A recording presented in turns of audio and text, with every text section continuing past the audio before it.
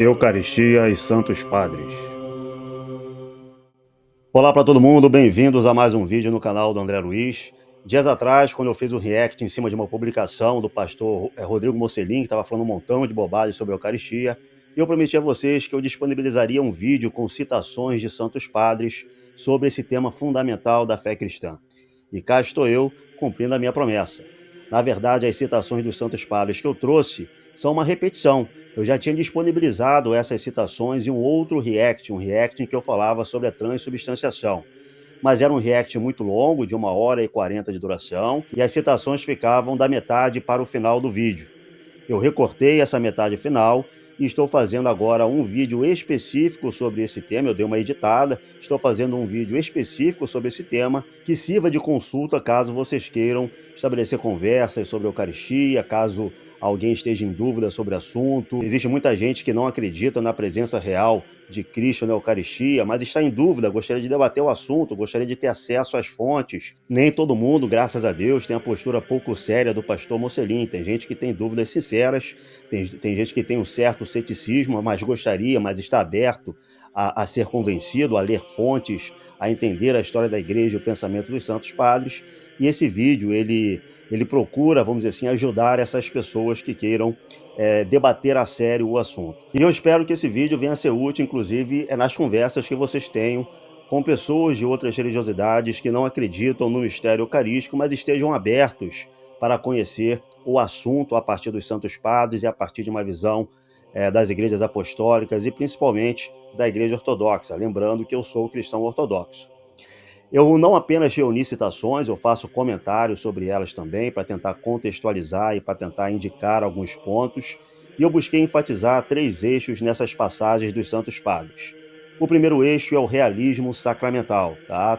Esses Santos Padres, eles estão o tempo todo enfatizando a realidade da transformação ou da presença do corpo e do sangue de Cristo nos elementos do pão e do vinho.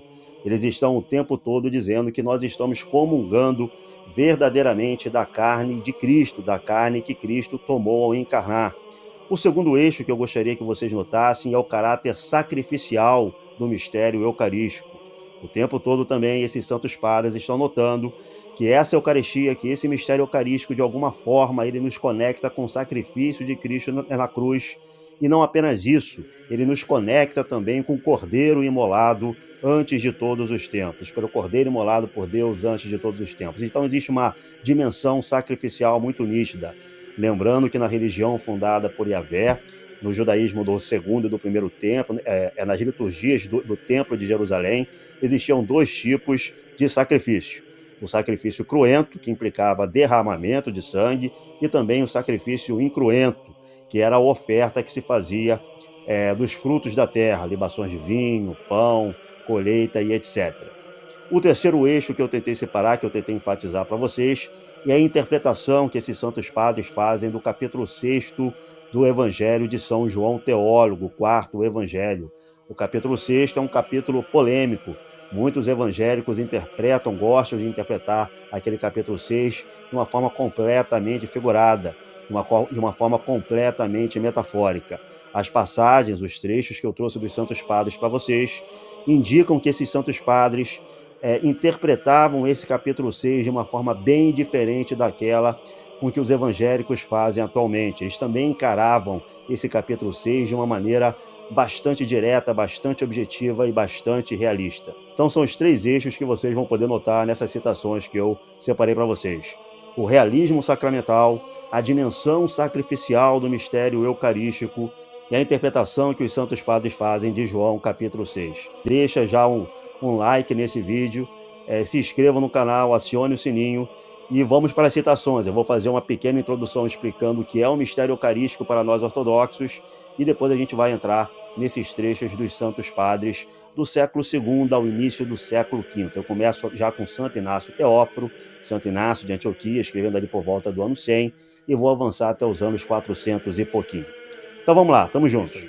Para nós cristãos ortodoxos, a Eucaristia é um mistério divino, é a maneira como nós chamamos os sacramentos. O que é o mistério divino?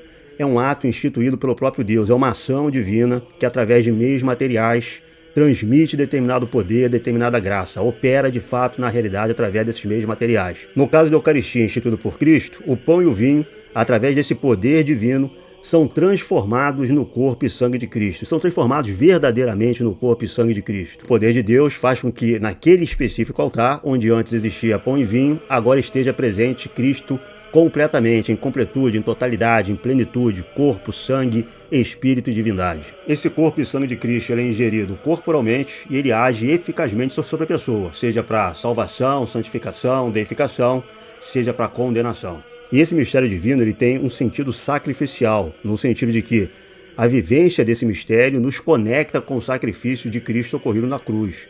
Não é como se Cristo estivesse sendo sacrificado repetidas vezes cada vez que a Eucaristia é realizada. É que a realização da Eucaristia nos liga justamente com aquele sacrifício único ocorrido na cruz. E como é o próprio Deus que realiza o sacramento, Cristo é ao mesmo tempo a oblação e o sacerdote da Eucaristia. Várias palavras foram usadas para se referir ao mistério eucarístico, ou seja, ao mistério de como uma hora você tem pão e vinho e no outro, pelo poder de Deus, você tem corpo e sangue de Cristo. Então, mudança, transformação, transelementação, transubstanciação, todas essas palavras estão valendo. O que eu vou para vocês agora é um passeio por diversas citações de santos padres dos 4 primeiros séculos. A minha intenção é demonstrar para vocês que eles acreditavam sim no mistério eucarístico, na transformação do pão e do vinho no corpo e sangue de Cristo, e também, não era a intenção original quando eu separei citações, mas e também que eles acreditavam que o capítulo 6 de João era sobre a Eucaristia. Santo Inácio Teóforo. A gente vai começar com Santo Inácio de Antioquia, que nós chamamos também de Santo Inácio Teóforo, portador de Deus, Teóforo. O Santo Inácio, como muitos de vocês sabem, ele foi pedir satisfações ao imperador Trajano, que estava movendo uma perseguição contra os cristãos. Trajano não gostou da ideia, prende Santo Inácio e manda ele para Roma para ele ser executado, para ele ser atirado aos leões. E Santo Inácio ele vai escrever, durante seu caminho para o martírio, ele vai escrever algumas cartas para as igrejas, obviamente se inspirando no exemplo de São Paulo Apóstolo. Esse é um ícone tradicional de Santo Inácio de God-bearer, né, o portador de Deus, ele sendo atirado aos leões. E conta a história que a coragem de Santo Inácio de Antioquia fez com que o imperador Trajano suspendesse a perseguição aos cristãos. Tá? Então vocês veem a importância que um santo padre desse tem para todos nós cristãos aqui no século XXI, né? Esse exemplo de coragem dele, indo para o martírio e salvando a vida de não sei quantos irmãos de fé. Então esse sujeito que tinha esse tamanho amor a Cristo e à igreja, ele vai escrever o seguinte sobre a Eucaristia em suas cartas. Preocupai-vos em participar de uma só Eucaristia. De fato, há uma só carne de nosso Senhor Jesus Cristo e um só cálice na unidade de seu sangue, um único altar. Concepção sacrificial, altar. Tá? Então a Eucaristia é um sacrifício. Assim como um só bispo com presbitérios, diáconos, meus companheiros de serviço. Desse modo que fizerdes, fazei-o segundo Deus. Outra carta, agora aos esmirniotas. Eles se afastam da Eucaristia e da oração, porque não confessam que a Eucaristia é a carne de nosso Salvador Jesus Cristo, que sofreu por nossos pecados e que na sua bondade o Pai ressuscitou. Desse modo, aqueles que se recusam ao dom de Deus morrem nas suas disputas. Seria para eles o melhor praticar o amor a fim de ressuscitarem também. A afirmação do Santo Inácio de Antioquia é muito explícita, mas fica mais explícito e inegável ainda quando a gente sabe que ele está discutindo com docetistas. Tá? Ele está falando isso como uma forma de argumentar contra uma posição herética que dizia que o corpo de Cristo era apenas espiritual, que Cristo não tinha um corpo de carne. Ele está refutando a posição dos docetistas a partir da ideia de que a Eucaristia é o corpo material de Cristo, que sofreu por nossos pecados. Carta aos Efésios. Sobretudo, se o Senhor me revelar que cada um e todos em conjunto, na graça que provém do seu nome, vos reunireis na mesma fé, em Jesus Cristo da descendência de Davi segundo a carne, filho de homem e filho de Deus, para obedecer ao bispo e ao presbitério, em concórdia estável, partindo o mesmo pão, que é remédio da imortalidade, antídoto para não morrer, mas para viver em Jesus Cristo para sempre. Meu desejo terrestre foi crucificado, e não há mais em mim fogo para amar a matéria. Dentro de mim há uma água viva que murmura e diz, vem para o Pai. Não sinto prazer pela comida corruptível, nem me atraem os prazeres desta vida. Desejo o pão de Deus, que é a carne de Jesus Cristo da linhagem de Davi, e por bebida desejo o sangue dele, que é seu amor incorruptível. Agora, deixa eu dar mais uma informação para vocês. Santo Inácio de Antioquia era discípulo de São João Teólogo. São João Teólogo é como nós ortodoxos chamamos São João Evangelista, o discípulo amado que vai escrever o quarto evangelho. Ele era discípulo direto de São João Teólogo. Ele está escrevendo essas cartas por volta do ano 110, cerca de 10, 15 anos no máximo, depois do falecimento de São João Evangelista. Será que Santo Inácio de Antioquia, que está dizendo essas coisas aqui sobre a Eucaristia, não sabia como São João Teólogo pensava essa questão? Mais ainda, preste atenção nessa última citação. Sabendo que ele era discípulo de São João Teólogo, preste atenção nessa última citação. Dentro de mim há uma água viva. Em que evangelho, em que momento das Escrituras aparece esse tema da água viva? Versículos sobre Jesus ser a fonte da água viva. João 7,38. Quem crê em mim, como diz a Escritura, do seu interior fluirão rios de água viva. João 4,10. Se você conhecesse o dom de Deus e quem está pedindo água, você lhe teria pedido e dele receberia água viva. João 4,13 e 14. Quem beber desta água terá sede outra vez, mas quem beber da água que eu lhe der nunca mais terá sede. Ao contrário, a água que eu lhe der se tornará nele uma fonte de água a jorrar para a vida eterna. Dentro de mim há uma água viva que murmura e diz. E mais ele diz, não sinto prazer pela comida corruptível, nem me atraem os prazeres desta vida. Desejo o pão de Deus, que é a carne de Jesus Cristo. Em que evangelho se diz para a pessoa não buscar a comida corruptível e sim o pão de Deus que dá a imortalidade? João 6,27. Trabalhai não pela comida que perece, mas pela que subsiste para a vida eterna, a qual o Filho do Homem vos dará, porque Deus o Pai o confirmou com seu selo. A gente consegue perceber em Santo Inácio de Antioquia temas joaninos. Água viva, não sinto prazer pela comida corruptível, desejo o pão de Deus, que é a carne de Jesus Cristo. E ele foi discípulo de São João Teólogo. Será que ele não sabia como São João Teólogo pensava a Eucaristia?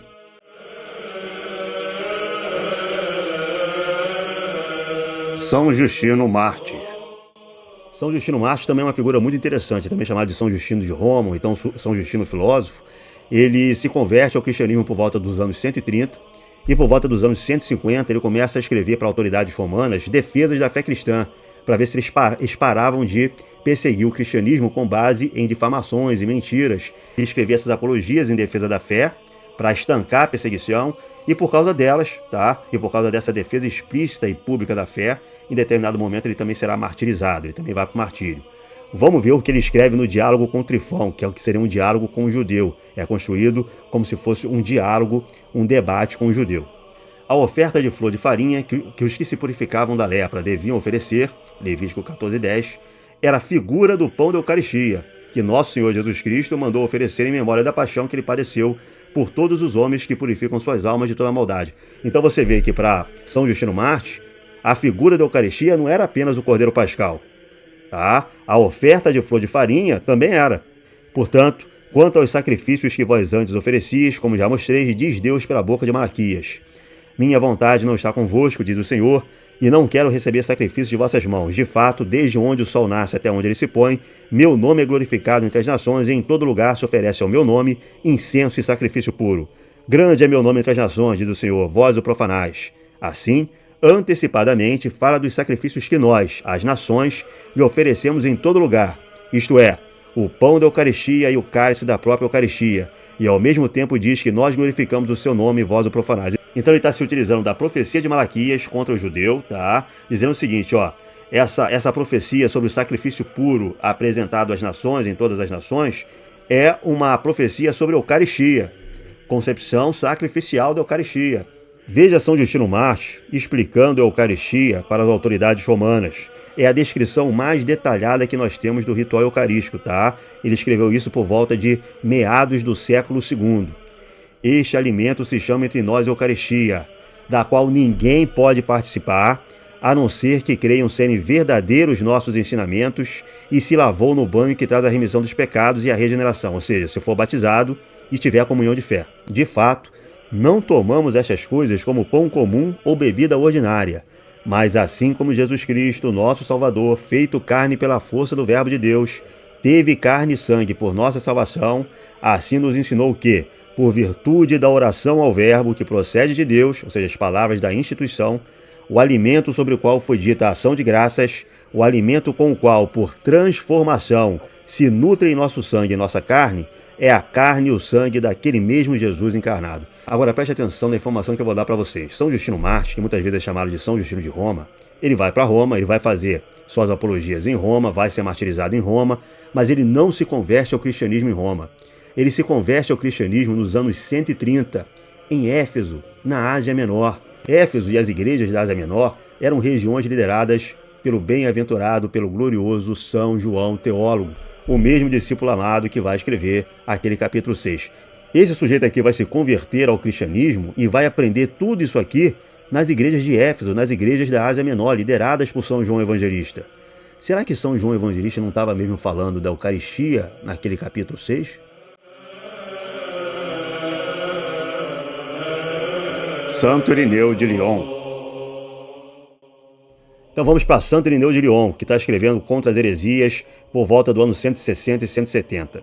Nessa passagem aqui, ele está tentando se contrapor a gnósticos que consideravam o Deus do Antigo Testamento, o Deus Criador, um demiurgo mau, que cria a matéria, cria esse mundo mau, e o Pai de Jesus Cristo, na verdade, é uma entidade superior que envia Cristo para a Terra para salvar os outros pelo conhecimento. Olha só como Santo Irineu de Lyon vai refutar essa ideia. Com efeito, alguns dizem que o Pai é diverso do Criador e, ao lhe oferecer dons tirados do mundo criado, provam que ele é ávido e desejoso do bem alheio. Outros dizem que o nosso mundo derivou de degradação, ignorância e paixão, e então, oferecendo os frutos dessa paixão, ignorância e degradação, ofendem o Pai e lhe fazem mais injúria do que dar-lhe ação de graças. Como poderão ter certeza de que o pão sobre o qual foram dadas graças é o corpo do Senhor e a taça de vinho, o seu sangue, se não o reconhecem como filho do Criador do mundo? Isto é, o seu verbo pelo qual o lenho frutifica, brotam as fontes e a terra dá primeiramente a erva, depois a espiga e por fim a espiga cheia de trigo.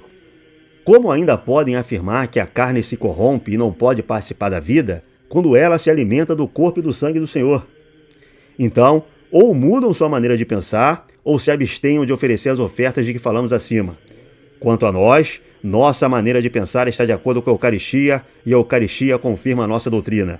Pois lhe oferecemos o que já é seu, proclamando como é justo a comunhão e a unidade da carne e do Espírito.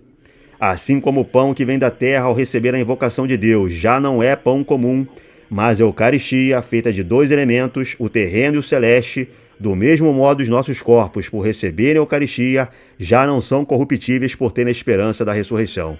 Então ele está refutando os gnósticos através da Eucaristia. A matéria é boa, porque a Eucaristia é o corpo material, é o corpo e sangue de Cristo, que gera no homem a incorruptibilidade, a esperança da ressurreição, aconselhando também aos seus discípulos a oferecerem a Deus as primícias das suas criaturas, não porque precisasse, mas porque eles não se mostrassem inoperosos e ingratos. Tomou o pão que deriva da criação, deu graças dizendo, isto é o meu corpo. Do mesmo modo, tomou o cálice que provém como nós da criação, o declarou seu sangue e estabeleceu a nova oblação do Novo Testamento. É esta mesma oblação que a igreja recebeu dos apóstolos e que no mundo inteiro ela oferece a Deus, que nos dá o alimento como primícias dos dons de Deus na nova aliança. Então, mais uma vez, noção sacrificial da Eucaristia. Estultos completamente os que rejeitam toda a economia de Deus, negam a salvação da carne, desprezam a sua regeneração, declarando ser ela incapaz de receber a incorruptibilidade. Mas se esta carne não se salva, então nem o Senhor nos resgatou no seu sangue, nem o cálice eucarístico é a comunhão de seu sangue, nem o pão que partimos é a comunhão com seu corpo. Pois o sangue não pode brotar a não ser das veias, da carne e do resto da substância humana. E é justamente por ter se tornado tudo isso, ou seja, carne, substância humana, é justamente por ter se tornado tudo isso que o Verbo de Deus nos remiu com seu sangue, como diz o apóstolo. Nele temos a redenção por seu sangue, a remissão dos pecados. É por sermos seus membros que somos nutridos por meio das coisas criadas. Ele próprio põe à nossa disposição as criaturas, fazendo o sol levantar-se e chover como quer. Ele ainda reconheceu como seu próprio sangue o cálice tirado da natureza criada, com o qual fortifica nosso sangue, e proclamou ser o seu próprio corpo, o pão tirado da natureza criada, com o qual fortifica os nossos corpos. E aqui a pancada final em qualquer ceticismo em relação ao que Santo Irineu de Lyon está falando da Eucaristia. Se, portanto, o cálice que foi misturado e o pão que foi produzido recebem a palavra de Deus, palavra da instituição, epiclésias, e se tornam a Eucaristia, isto é, o sangue e corpo de Cristo, e se por eles cresce e se fortifica a substância da nossa carne, como podem pretender que a carne seja incapaz de receber o dom de Deus, que consiste na vida eterna, quando ela é alimentada pelo sangue e pelo corpo de Cristo e é membro deste corpo? Não dá para ficar mais explícito que isso. Como diz o bem-aventurado apóstolo na carta aos Efésios, somos membros de seu corpo, formados pela sua carne e pelos seus ossos, e não fala de algum homem pneumático invisível, porque o espírito não tem ossos nem carne, mas da estrutura do homem verdadeiro, feito de carne, nervos e ossos, alimentado pelo cálice que é o sangue de Cristo e é fortificado pelo pão que é seu corpo. Como a cepa da videira plantada na terra frutifica no seu tempo, e o grão de trigo caindo na terra decompondo-se ressurge multiplicado pelo Espírito de Deus, que sustenta todas as coisas e que pela inteligência são postas ao serviço dos homens, e recebendo a palavra de Deus se tornam eucaristia, isto é, o corpo e o sangue de Cristo. Da mesma forma os nossos corpos, alimentados por esta Eucaristia, depois de ser depostos na terra e se terem decomposto, ressuscitarão no seu tempo, quando o Verbo de Deus os fará ressuscitar para a glória de Deus Pai, porque Ele dará a imortalidade ao que é mortal e a incorruptibilidade ao que é corruptível, pois o poder de Deus se manifesta na fraqueza. Agora deixa eu contar um segredo para vocês. O Santo Irineu, ele foi bispo de Lyon, mas ele não nasceu em Lyon. Ele nasceu por volta do ano 120 em uma família já cristã, ele já nasce em lar cristão. E onde é que ele nasce? Ele nasce em Esmirna e ele frequenta as igrejas da Ásia Menor. O Santo Irineu de Lyon era discípulo de São Policarpo de Esmirna, discípulo de São João Teólogo. Tudo que ele aprendeu aqui, ele aprendeu nas igrejas da Ásia Menor, lideradas por São João Evangelista, o cara que escreveu o capítulo 6.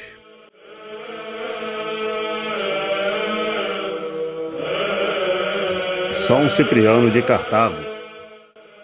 Vamos agora para São Cipriano de Cartago, primeira metade do século III. Ele está fazendo um tratado sobre o Pai Nosso, ele está analisando a oração do Pai Nosso.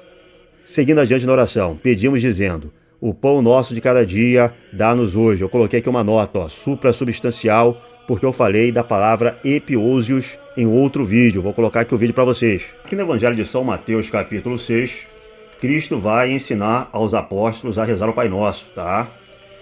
Vai falar: Pai nosso que estás nos céus, santificado seja o vosso nome. Venha a nós o vosso reino, seja feita a vossa vontade, assim na terra como no céu. O pão nosso de cada dia nos dai hoje. Olha só que coisa interessante, o pão nosso de cada dia nos dai hoje. É a tradução que está na Bíblia, Ave Maria. Mas vamos ver como isso está em grego. Nosso pão, em vez de cada dia, aqui está a palavra epiousios. Que palavra é essa? O termo epiousios é único e, de certa forma, enigmático no Novo Testamento. Além da substância, ou ousia, substância, que é traduzido por São Jerônimo, tá? Lá na Vulgata, suprassubstancial em latim. A palavra não é encontrada em nenhum outro lugar. Seu significado não é claro. Ela é tradicionalmente traduzida como de todo dia, diariamente, mas a maioria dos acadêmicos modernos rejeitam essa interpretação. Então, olha só, essa palavra ela não existe em nenhum outro lugar do Novo Testamento. Mais ainda, ela não existe em nenhum outro lugar da literatura grega. Ela não tem equivalente em hebraico. Essa palavra só existe em 2 lugares. No Evangelho de São Mateus, no Evangelho de São Lucas. A tradução por diariamente ela não é muito bem quista pelos acadêmicos atuais, pelos especialistas atuais. Hoje em dia, a maior parte dos acadêmicos rejeitam a tradução de epiousion significando todo dia, diariamente, porque a palavra diariamente ela tem uma associação fraca com qualquer etimologia proposta para epiousion. A tradução suprassubstancial, usada por São Jerônimo, pelo contrário, é apoiada por padres da igreja. Santo Agostinho apoiava, São Cirilo de Jerusalém, São Cipriano de Cartago, São João Cassiano. Então, padres do século IV, V, eles apoiavam, as setas do deserto também apoiavam essa ideia de um pão suprassubstancial, um pão transcendente que desce do céu e que deve alimentar o fiel todos os dias. Tá? Essa tradução, esse entendimento era utilizado até por alguns padres para dizer que o fiel ele tinha que participar da Eucaristia todos os dias. Então existia também uma conexão dessa tradução, dessa palavra, com a ideia da Eucaristia. O que eu posso dizer como historiador é o seguinte: os evangelistas São Mateus e São Lucas, ou então a fonte das quais eles tiraram suas narrativas do Evangelho, eles criaram uma palavra totalmente nova na literatura grega, que não tem equivalente hebraico, uma palavra nova, para se referir a algo que diz respeito somente ao cristianismo. Como cristão, eu vou além. Quem criou a palavra nova não foram os evangelistas São Lucas e São Mateus, mas foi o próprio Senhor, para se referir a algo que só pode existir no cristianismo. E que tem a ver com suprassubstância, cabe essa tradução. Tem a ver com um pão que desce do céu, cabe essa tradução. O pão nosso de cada dia, nota suprassubstancial, dá-nos hoje. Esse pedido pode ser entendido tanto no sentido espiritual como no literal, pois são proveitosos como utilidade divina para a nossa salvação. Com efeito, Cristo é o pão da vida, e esse pão não é de todos, mas é nosso. Também, como dissemos, Pai Nosso, porque a paz dos que entendem e creem, assim dizemos Pão Nosso, porque Cristo é pão para aqueles que comem o seu corpo.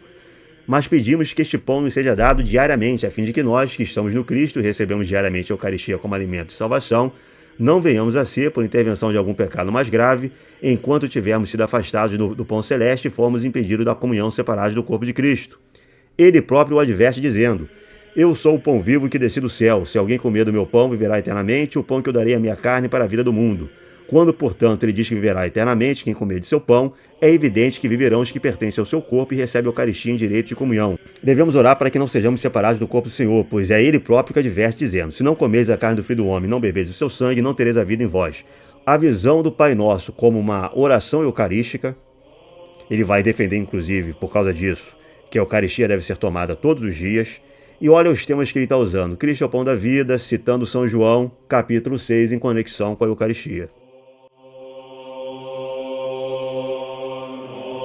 Santo Hipólito de Roma. Santo Hipólito de Roma, final do século II, início do século III. Santo Hipólito de Roma nos legou uma das mais antigas anáforas eucarísticas, né? A anáfora eucarística são aquelas palavras cerimoniais, ritualísticas que a gente vai dizendo ali em torno do ritual da Eucaristia, da ação de graças, das palavras da anunciação, da epiclésia, etc. Uma das mais antigas anáforas eucarísticas nos é legada por Santo Hipólito de Roma. Se um dia vocês forem a uma igreja ortodoxa, vocês vão escutar uma anáfora eucarística que mergulha lá, ó, no final do século II, no final do século III, aquilo que esses cristãos desse tempo, dessa igreja primitiva, estavam falando e produzindo e institucionalizando ritualisticamente sobre a Eucaristia. Olha o que ele vai dizer: que todo fiel corra a receber a Eucaristia antes de experimentar qualquer outra coisa. Então, para você experimentar de jejum. Se receber por causa de sua fé, não se prejudicará, mesmo sendo homem mortal. Todos devem se esforçar para não permitir que o infiel prove a Eucaristia, nem um rato ou outro animal. Deve-se cuidar para que dela não caia uma migalha e se perca, pois ela é o corpo de Cristo que deve ser comido pelos fiéis e não pode ser negligenciado. Consagrado o cálice em nome de Deus, que recebeste como a imagem do sangue de Cristo, não queirás derramá-lo, que o espírito hostil não venha lambê-lo desprezando, pois seria culpado para com o sangue, como quem despreza o valor pelo qual foi comprado. Então, uma vez que o cálice é consagrado, uma vez que a Eucaristia ocorre, a pessoa tem que tratá-la como o bem mais precioso que existe. Não pode deixar que aquilo caia no chão, não pode deixar que o infiel o prove. Então tem todo um cuidado em relação aos elementos, porque esses elementos são o corpo de Cristo.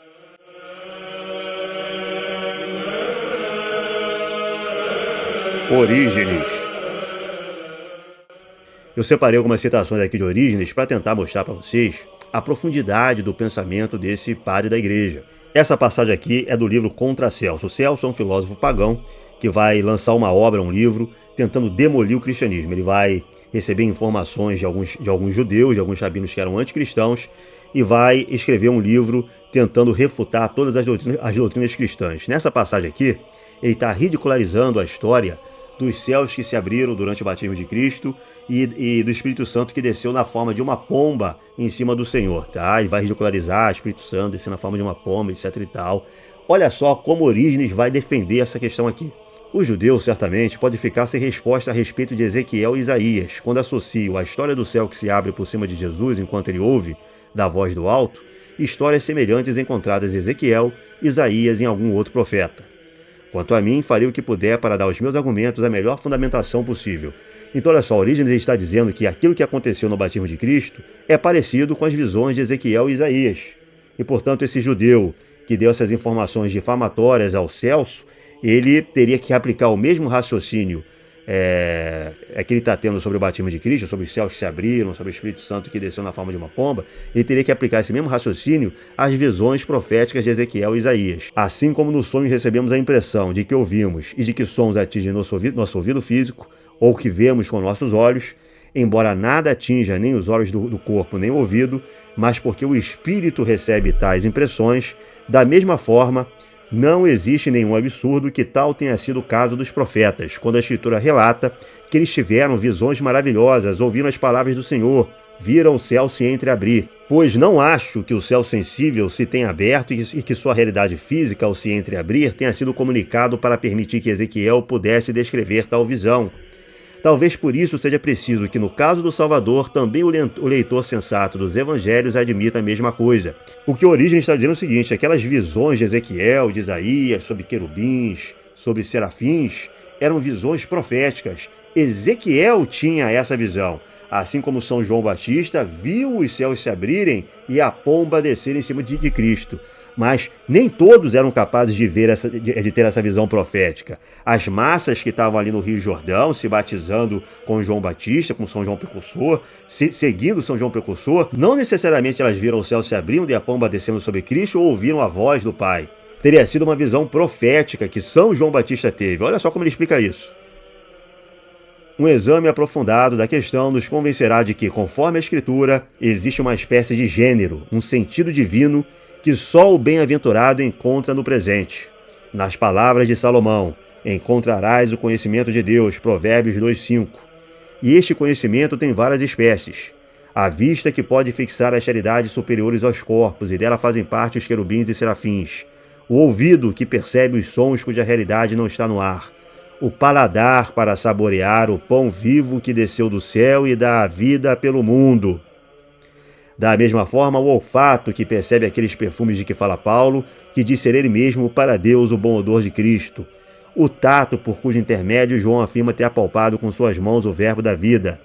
Tendo encontrado o sentido divino, os bem-aventurados profetas enxergavam divinamente, ouviam divinamente, saboreavam e sentiam o odor da mesma forma, por assim dizer, com um sentido que não é sensível. Então o que ele está dizendo é, esses bem-aventurados profetas, eles tinham um modo de ver as coisas, de sentir as coisas, que não era do homem comum. Eles viam de maneira divina, eles ouviam de maneira divina, eles sentiam, eles tinham um paladar de maneira divina. Então eles tinham olhos para ver e ouvidos para ouvir realidades que os homens que não eram bem-aventurados não tinham.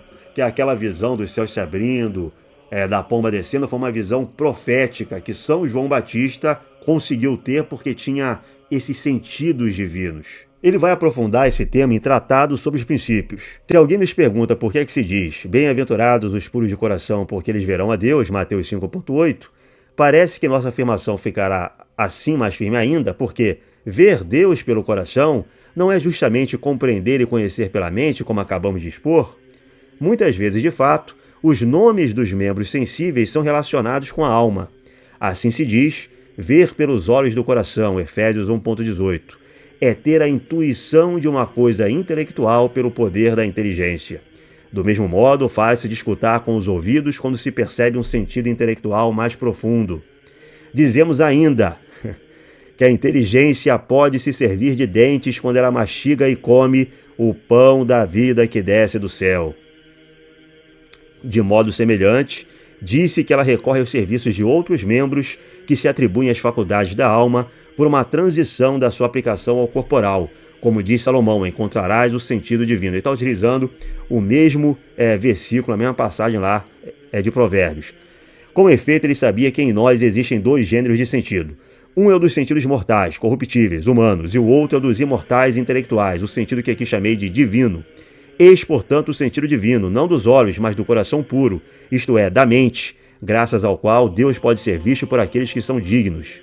Pode-se encontrar em abundância em todos os escritos do Novo e do Antigo Testamento exemplos do termo coração utilizado comumente, isto é, a faculdade intelectual. Então o que Orígenes está dizendo é que existe uma faculdade no homem que não está associada ao cérebro, tá?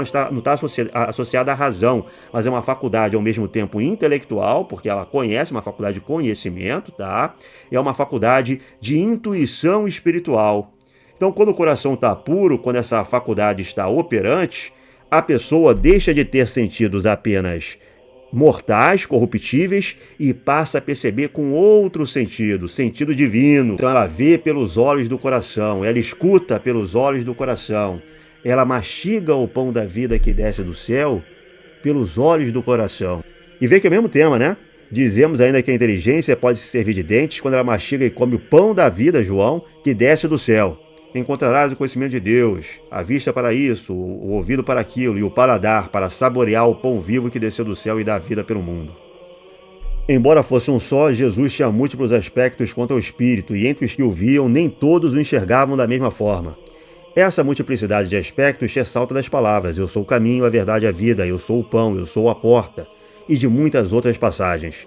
E a visão que ele oferecia não era idêntica para todos os espectadores, mas dependia de sua capacidade.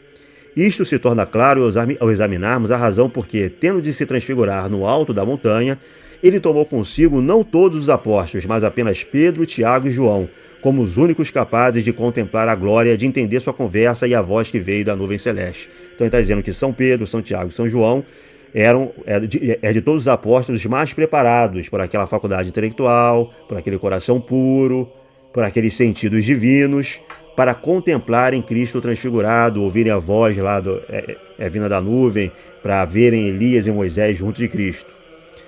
Por isso, elevando Jesus a tão grande altura, não só na sua divindade interior e oculta à multidão, mas também em seu corpo transfigurado quando ele queria para aqueles que ele queria, afirmamos: antes que houvesse despojado os principais e as autoridades e morresse para o pecado, todos tinham a capacidade de vê-lo, mas quando ele despojou os principados e as autoridades e não mais possuía aquilo que a multidão podia ver, todos os que o viram antes não podiam mais olhar para ele.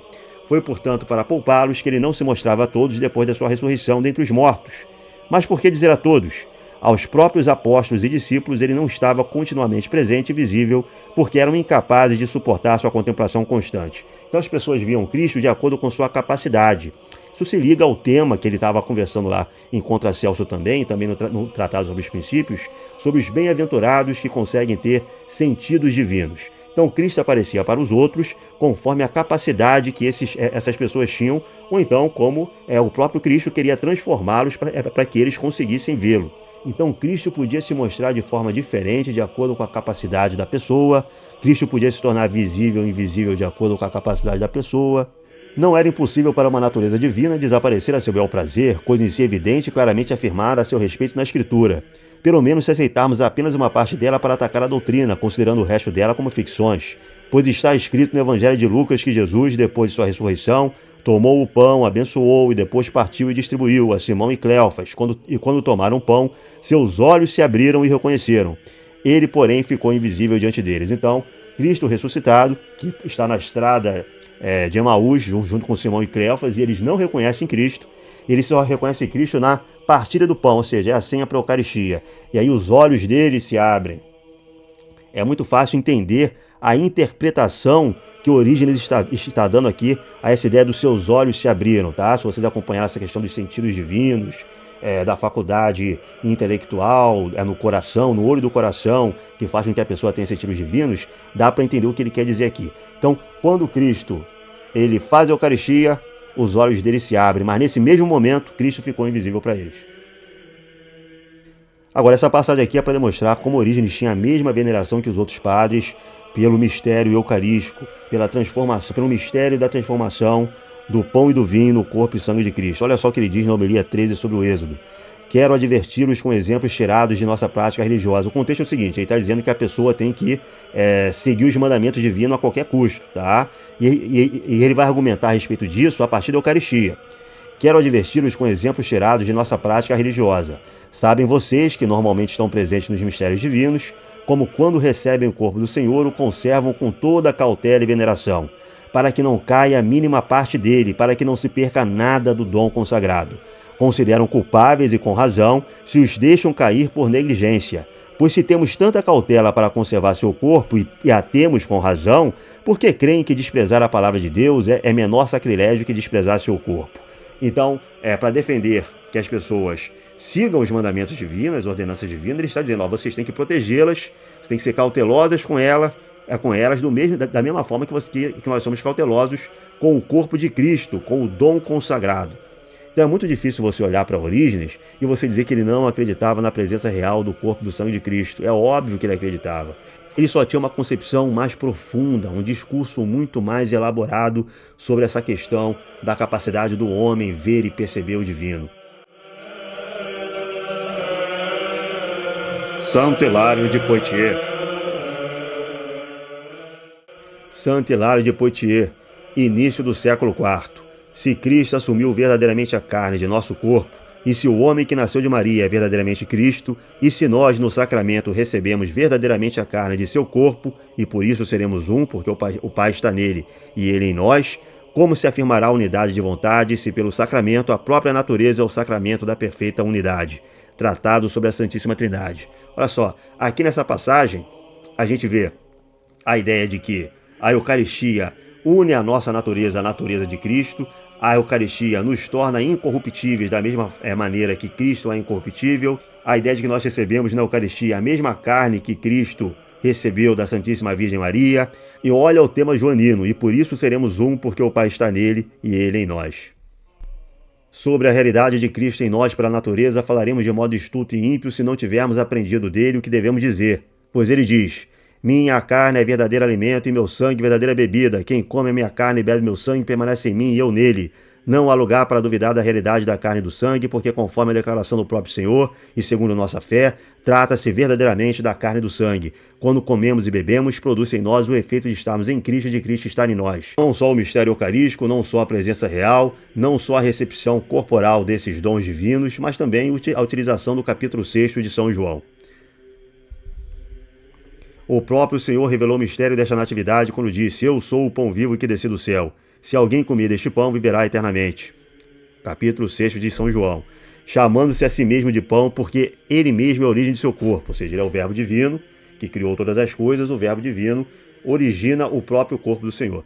E para que não se pense que deixou o poder e a natureza do verbo ao assumir a carne, fala de novo do seu pão.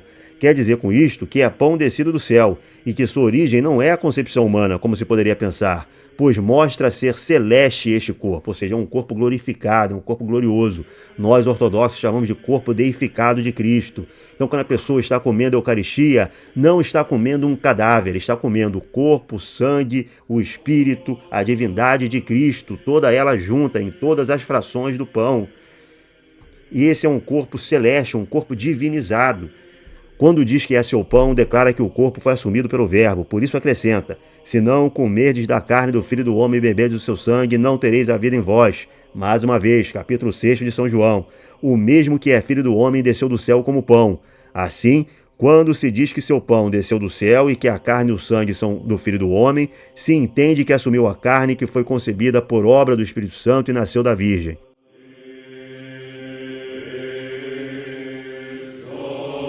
Santo Efraim Sírio. Santo Efraim Sírio, meados do século IV. Seu corpo ultimamente foi misturado em nossos corpos, também seu sangue puríssimo se espalhou em nossas veias. Sua voz também feriu os nossos ouvidos e sua manifestação os nossos olhos. Ele mesmo misturou tudo em nós inteiramente. E porque amou muito sua igreja, não lhe deu maná da sua imitadora, a sinagoga, mas se fez pão da vida para que a igreja comesse. Eucaristia. Tema joanino sobre o capítulo 6, maná, pão da vida.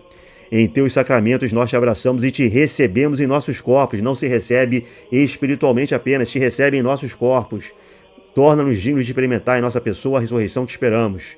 Então a mesa foi santificada pelo autor de toda a santidade. A mesa lhe serviu de altar, noção sacrificial, que foi todo consagrado. Na tarde dessa Páscoa, o cenáculo tornou-se igreja. A mesa, o altar sagrado, noção sacrificial. Os sacerdotes dos apóstolos declinados, cabeça dos presentes, o próprio Jesus, oblação e oferente.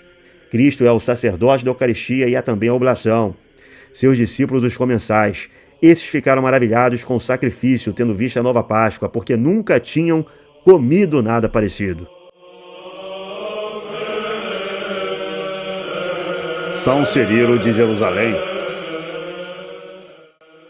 São Cirilo de Jerusalém ensinando como tratar os dons consagrados. Olha só.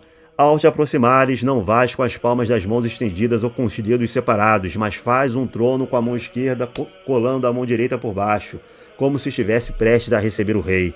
E recebe o corpo de Cristo na palma da sua mão, dizendo amém. Após santificares teus olhos pelo contato do corpo santo, recebe-o com segurança, tomando cuidado para não perderes nada dele. Pois se tu deixasses cair algo, considera-o como se tu tivesses sofrido a perda de um membro teu. Forte, né? Dize, pois, peço se alguém te desse alguma lascas de ouro, não aguardarias com a máxima atenção e cuidado, decidido a não perderes nenhuma delas e teres que arcar com a perda? e não hás de cuidar com muito mais atenção e vigilância para não deixares cair nenhuma migalha, que é mais valiosa que o ouro e pedras preciosas? Depois de teres participado do corpo de Cristo, aproxima-te também do cálice do sangue. Não estenda as mãos, mas inclinando-te em atitude de adoração e veneração, dize o amém e santifica-te tomando também o sangue de Cristo. Não preciso nem comentar. Este ensinamento do bem-aventurado Paulo foi estabelecido como suficiente para vos assegurar acerca dos divinos mistérios, dos quais, tendo sido julgados dignos, vos tornastes concorpóreos e consanguíneos de Cristo. Então, só concorpóreos e consanguíneos com Cristo. O próprio Paulo proclama precisamente: na noite que foi entregue nosso Senhor Jesus Cristo, tomando o pão, se ele em pessoa declarou e disse do pão: isto é o meu corpo, quem se atreveria a duvidar do doravante? Quem? E quando ele afirma categoricamente e diz: isto é o meu sangue, quem duvidaria dizendo não ser seu sangue? Quem? Outrora, em Caná da Galileia, por própria autoridade, transformou água em vinho. Não será digno de fé quando transforma o vinho em sangue? Convidado às bodas corporais, realizou este milagre maravilhoso. Aos companheiros do esposo não se considerar com muito mais razão a alegria de desfrutar do seu corpo e sangue? Portanto, com toda certeza, recebemos-los como corpo e sangue de Cristo. Em forma de pão te é dado o corpo, em forma de vinho o sangue, para que te tornes, tomando o corpo e o sangue de Cristo, concorpóreo e consanguíneo com Cristo. Assim nos tornamos portadores de Cristo, Cristóforos, sendo nossos membros penetrados por seu corpo e sangue. Recepção corporal.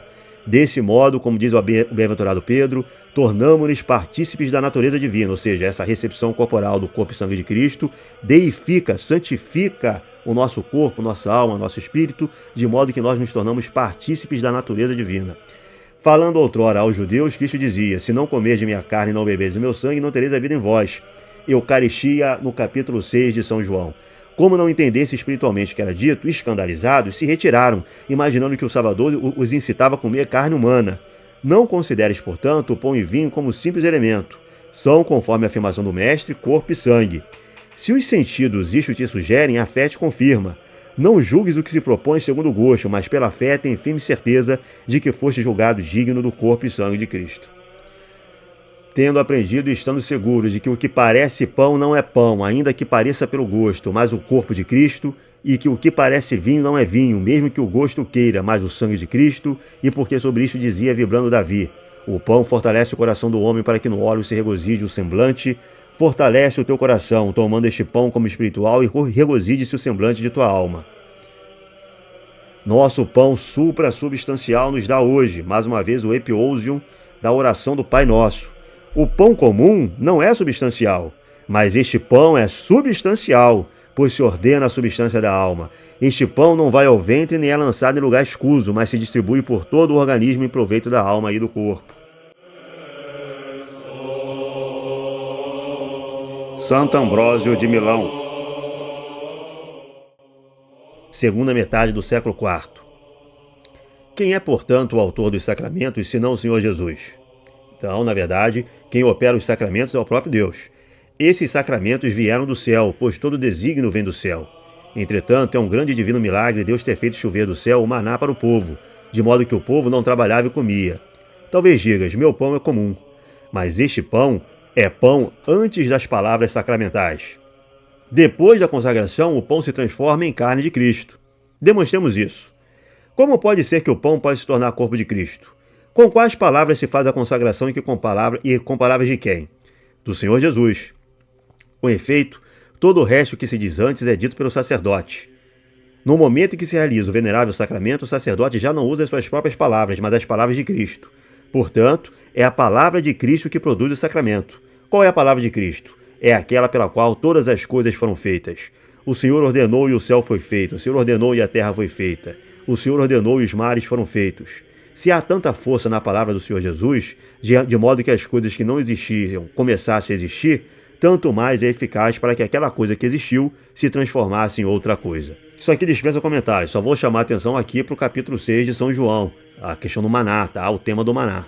O pão nosso cada dia dá-nos hoje, mais um santo padre que vai utilizar a oração do Pai Nosso com sentido eucarístico.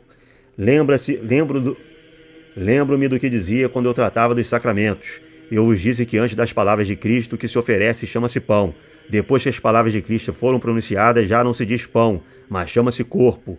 Porque na oração dominical que segue imediatamente se diz pão nosso. Diz de fato pão, mas diz epiousion, isto é, suprassubstancial. E aí ele vai defender, tá, que as pessoas comunguem diariamente baseado na oração do Pai Nosso. Ele diz, eu sou o pão vivo que desci do céu. Capítulo 6 de São João. A carne, porém, não desce do céu, isto é, foi da virgem que ele assumiu a carne da terra. Como então o pão e o pão vivo desceu do céu? Porque nosso Senhor Jesus Cristo participa tanto da divindade como do corpo, e tu que recebes a carne, participas de sua substância divina por esse alimento. É de fato admirável que Deus tenha feito chover o maná para os pais e que eles tenham ficado satisfeitos diariamente com o alimento do céu. É por isso que se diz, o homem comeu o pão dos anjos, todavia os que comeram esse pão morreram todos no deserto. Ao contrário, este alimento que recebes, este pão vivo que desceu do céu, oferece a substância da vida eterna, e todo aquele que dele comer jamais morrerá, pois ele é o corpo de Cristo. Considero o que é superior, o pão dos anjos ou a carne de Cristo, que certamente é o corpo da vida. Aquele maná vinha do céu, este vem de acima do céu. Aquele era celeste, este é do Senhor dos céus. Mais uma vez o capítulo 6 de João, se sendo visto de maneira eucarística, e olha só, aquele corpo de Cristo é um corpo do Senhor dos céus, tá? É o corpo do Senhor dos céus, é um corpo divinizado, é um corpo glorioso. Santo Atanásio o Grande. Santo Atanásio o Grande, um dos pilares da ortodoxia, sujeito que foi exilado 7 vezes, teve que fugir para o deserto por causa do arianismo, tá? Que disse frases famosas como, se o mundo é contra a verdade, então Atanásio será contra o mundo. Ou então ainda, Deus se fez homem para que o homem pudesse se fazer Deus pela graça. Olha o que ele diz. Tu verás os levitas levando os pães e o cálice com vinho e colocando-os sobre a mesa. E enquanto as orações e invocações não terminarem, não serão outra coisa senão pão e cálice. Mas certamente, depois que tiverem terminado as grandes e admiráveis orações, então o pão será o corpo e o cálice o sangue de nosso Senhor Jesus Cristo. Novamente cheguemos à realização dos mistérios. Ele repete, este pão e este cálice, antes das orações e das invocações, não em uma natureza além da sua própria. Não obstante, quando as grandes orações e as santas invocações tiverem sido proferidas, o verbo terá descido ao pão e ao cálice, tornando-os seu corpo.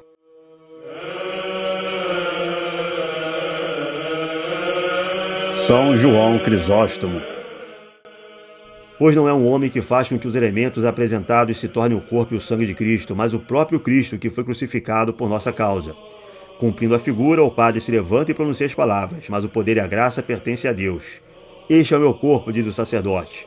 Estas palavras transformam os elementos expostos, e assim como as palavras aumenta e multiplique-se e enche a terra, foram ditas uma vez, mas ao longo de todos os tempos elas dão à nossa natureza o poder de gerar filhos, assim também, desde aquele momento até agora e até a sua vinda, essas palavras que foram ditas uma vez realizam um sacrifício perfeito em cada mesa do altar nas igrejas. Eucaristia como sacrifício, palavras da instituição, sacramento operado pelo próprio Deus, transformação dos elementos. Aqui é uma análise que São João Crisóstomo faz da homilia 24 sobre 1 Coríntios. Então, São Paulo ele vai escrever o seguinte, o pão que partimos não é comunhão com o corpo de Cristo? Análise de São João Crisóstomo. Por que não disse participação? Porque desejou assinalar algo de maior, indicar grande união. Comungamos não somente por participarmos e consumirmos, mas também por nos tornarmos um só. Então São João Crisóstomo está indo para além da concepção platônica de participação. Tá? Ele está dizendo que o corpo de a participação na Eucaristia é mais forte do que participar, é uma união real. Como, pois, aquele corpo se uniu a Cristo, assim também nós, por meio deste pão, a ele nos unimos. Porque adicionou, que partimos? Realiza-se isso, conforme se vê na Eucaristia, na cruz de forma alguma, ou melhor, foi o contrário, conforme foi dito. Não se lhe quebrará osso algum. Não se submeteu na cruz a isso, mas por tua causa se submete à fração na oblação, e aceita ser partido para saciar todos. Em seguida, visto que disse, comunhão com o corpo, o comungante difere daquilo que comunga. Ele eliminou também esta diferença, aparentemente pequena, pois, tendo dito comunhão com o corpo, procurou ainda proferir algo mais exato, por isso acrescentou, uma vez que há um só pão, nós, embora muitos, somos um só corpo. Por que falo de comunhão? Somos este próprio corpo. O que é o pão? O corpo de Cristo. E o que se torna os comungantes? O corpo de Cristo. Não diversos corpos, mas um só corpo. Então o mistério da unidade de todos realizado pelo mistério eucarístico. Essa aqui é uma homilia de São João Crisóstomo sobre o Evangelho de São João, homilia 46 sobre o Evangelho de São João. Ele está falando justamente sobre o capítulo 6 de São João. Aqueles homens daquela época não colheram os frutos do que foi dito, mas nós desfrutamos dos benefícios das próprias realidades. Por isso é necessário compreender a maravilha dos mistérios, o que é, porque foi dado e qual é o proveito da sua ação. Tornamo-nos um só corpo e membros da sua carne e dos seus ossos, Efésios 5,30. Que os iniciados acompanhem o que foi dito. A concepção de que a ideia de que isso aqui é reservado aos iniciados, né? A iniciação cristã é batismo, crisma e eucaristia. A partir desse ponto, você é um iniciado cristão. Então, que os iniciados acompanhem o que digo, para que possamos nos tornar isso não só por amor, mas de fato nos fundamos com esta carne. Isto é efetuado pelo alimento que ele nos deu gratuitamente, desejando mostrar que o amor que tem por nós. Por esse motivo, ele se misturou conosco. Ele amassou o seu corpo com o nosso para que pudéssemos ser uma determinada coisa única, como um corpo unido a uma cabeça. Santo Agostinho de Hipona. Santo Agostinho de Hipona, que muitos evangélicos e protestantes querem negar a crença na presença real, na transformação dos elementos no sangue e corpo de Cristo. Mas olha só o que ele diz no sermão 229. Isso que vedes, caríssimos, na mesa do Senhor é pão e vinho, mas esse pão e vinho tornam-se, com acréscimo da palavra, corpo e sangue do Verbo. Complicou. Lembro-me de minha promessa. De fato, eu tinha prometido a vós, que fostes batizados, explicar na homilia o sacramento da mesa do Senhor, que vós vedes agora e do qual vós vos tornastes partícipes na noite passada. Deveis saber o que recebeste, o que estás por receber, o que deveis receber diariamente. Este pão que vedes no altar, santificado pela palavra de Deus, é o corpo de Cristo. Este cálice, ou melhor, o que o cálice contém, santificado pela palavra de Deus, é o sangue de Cristo. Através dessas coisas, o Cristo Senhor quis deixar-nos o seu corpo e o seu sangue, que derramou por nós para a remissão dos nossos pecados. Como é que Santo Agostinho não acreditava na transformação, na mudança dos elementos no corpo e sangue de Cristo? Está explícito nos sermões dele. Comentários aos Salmos. Fico em dúvida. Tenho medo de adorar a terra e que me condene aquele que fez o céu e a terra. Por outro lado, receio não adorar os cabelos dos seus pés do meu Senhor. Porque me diz o Salmo, prostrai-vos ante os cabelos de seus pés. Interrogo o que é os cabelos de seus pés, e a Escritura me responde, e a terra é os cabelos de meus pés. Hesitante, volto-me para Cristo, porque é Ele quem eu procuro aqui. E descubro como a terra pode ser adorada sem impiedade, como sem impiedade se adora os cabelos de seus pés. Cristo assumiu um pouco de terra da terra, porque a carne vem da terra, e da carne de Maria ele assumiu a carne. E como andou na terra segundo a carne, deu-nos a comer a própria carne para a nossa salvação. E como ninguém recebe sua carne sem antes adorá-la, descobrimos de que modo se adora os cabelos dos pés do Senhor.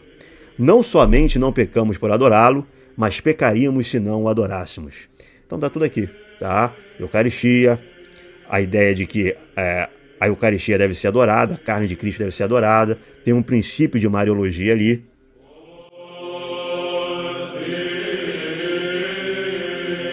São Cirilo de Alexandria.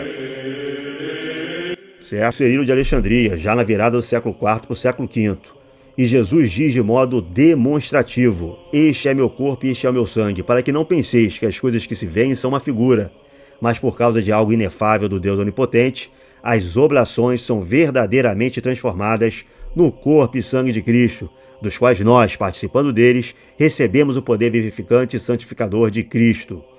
Eu, pois, de Jesus, estando nele através da minha carne, ressuscitarei no último dia aquele que me comer.